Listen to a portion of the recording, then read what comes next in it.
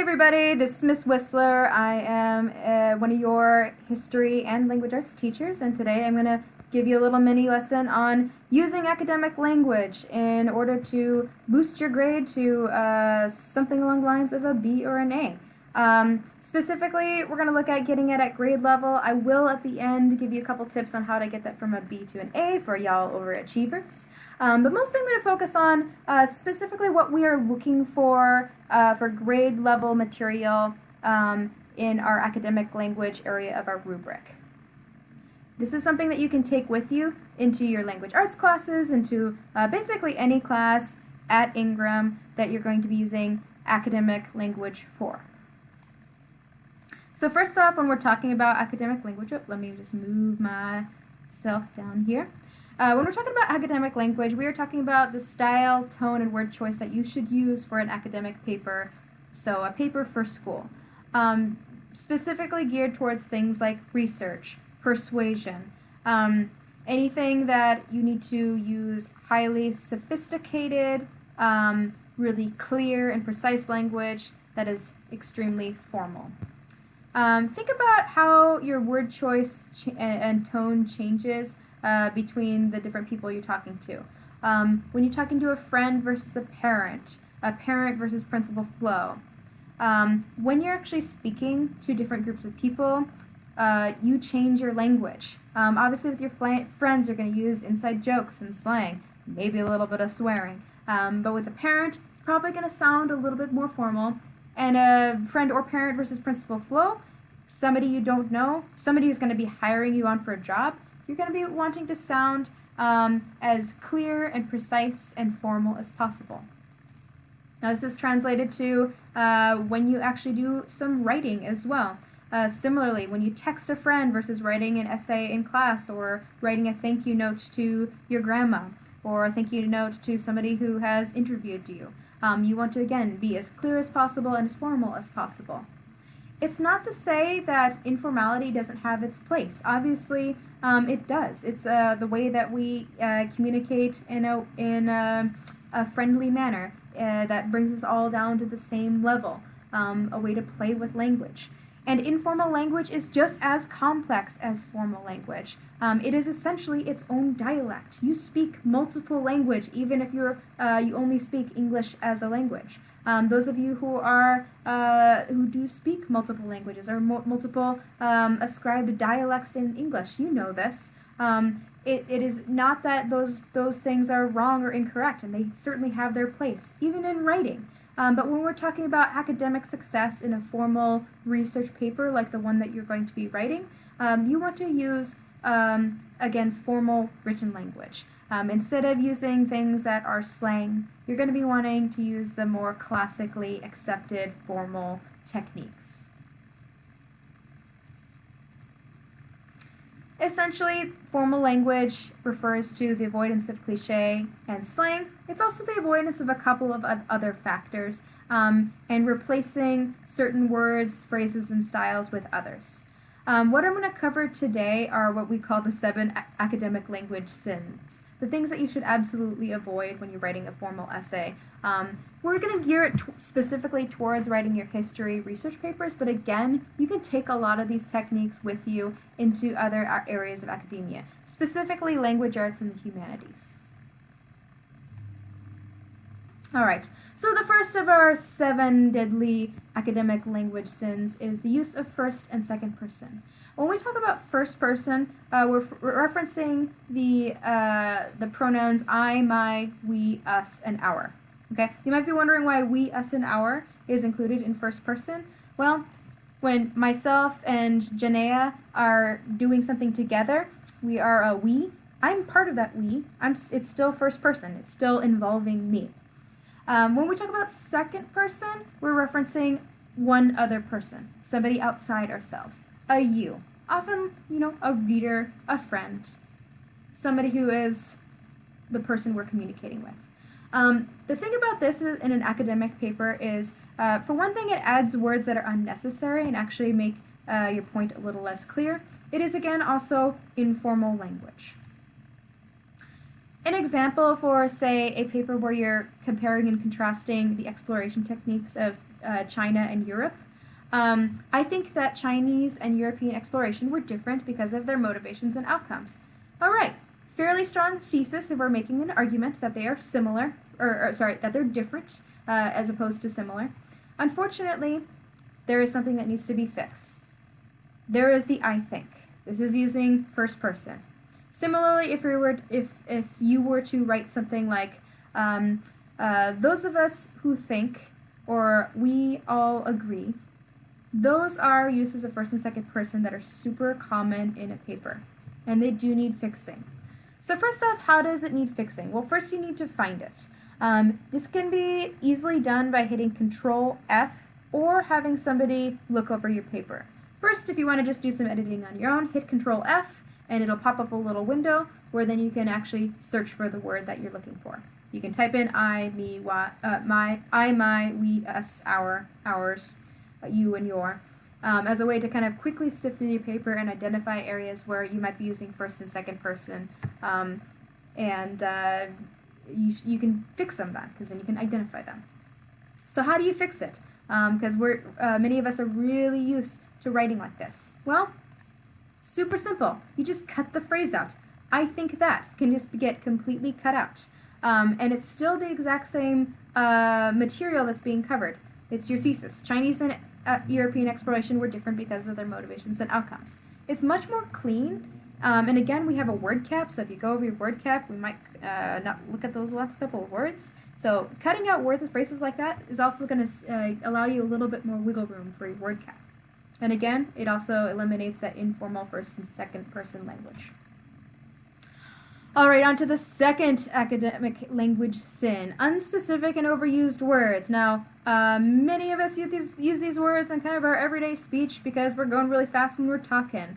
When you're writing, you are taking more time and you need more precision. Unfortunately, in 9th grade, it is common, and it's, again, understandable that these words get used a lot as kind of filler. And that's the problem, is they do become filler, they aren't very specific, and they make your points unclear.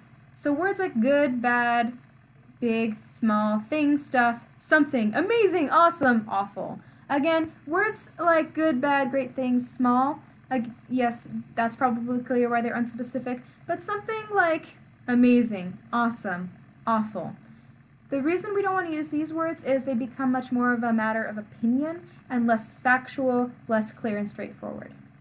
So for example, many bad things resulted from the European explorations. Christopher Columbus was an awful guy. Aztec cities were amazing. Okay. What needs fixing? Well, first of all, many bad things, what does that even mean? Christopher Columbus was an awful guy. Well, aside from guy is actually a slang term for man, person, whatever. Awful? In what ways was he awful? Aztec cities were amazing.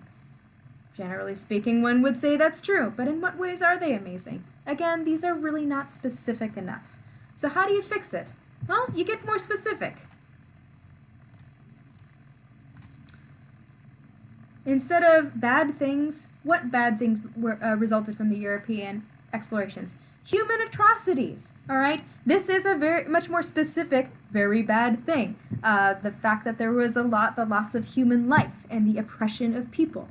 You could get even more specific than human atrocities. It's much more fancy sounding, certainly, but what kinds of human atrocities? Still, it's much more specific than very bad things.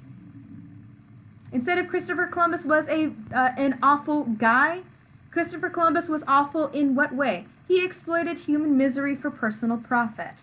Specifically, the behaviors he did that made him a bad guy. All right, get much more specific with what you mean. Aztec cities were amazing. Again, not necessarily untrue, but it is much more of a matter of opinion. And you want to be able to back up your opinion with some facts that make you sound much more informative and formal. Aztec cities amazed, so using the word amazed who though? Amazed the conquistadors because of their urban planning, irrigation systems, and massive buildings. 3 things that actually did, in recorded history, amaze the conquistadors who came into Aztec cities. So again, get away from using these overused words that end up really being filler, and get specific as to what you mean. All right, third academic English language sin is the use of contractions and abbreviations. When we talk about contractions and abbreviations, we're talking about two or more words that are joined together for simplicity, stuff that we use every day in our speech. Common ones are couldn't, shouldn't, don't, could've. I see this one a lot in papers, etc., which stands for etc., which is a very fancy Latin word for and so on and so forth. Usually this is put in when we want to write a list, but maybe don't necessarily know where the list ends and don't necessarily want to go on and on and on. Info and or. I see this one very frequently, and I'll tell you why it's not so okay in a moment. The ampersand and the plus sign. All right, so these do need fixing. First off, couldn't, shouldn't, don't, could've, those kinds of contractions. They are, technically speaking, informal language.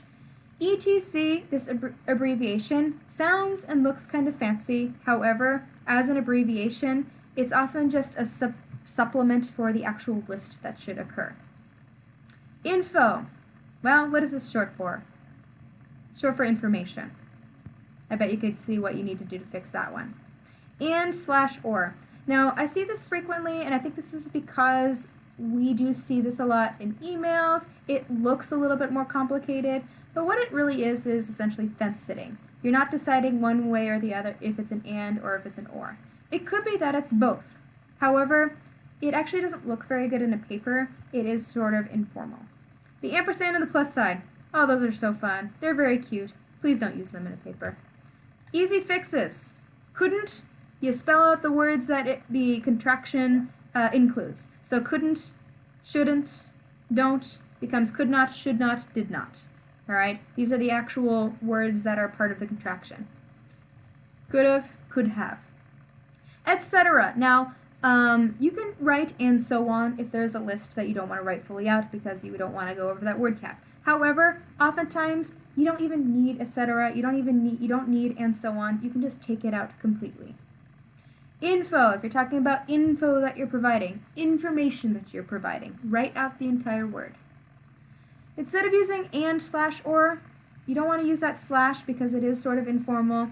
Choose one. Choose which one works best, the and or the or, not both. Ampersand and plus sign, just write out and. It's 2 extra pushes of a button. You can do it. All right, fourth of our academic language sins is the use of cliches. Now, a cliche is a pretty little French word that just means an overused expression. Now, these are overused shorthand phrases that we have to make our lives easier. They are things that everybody pretty much who is a native language speaker will immediately recognize. Avoiding it like the plague. Well, yeah, kind of a funny one to do right now. But yes, we want to avoid the plague because it sucks.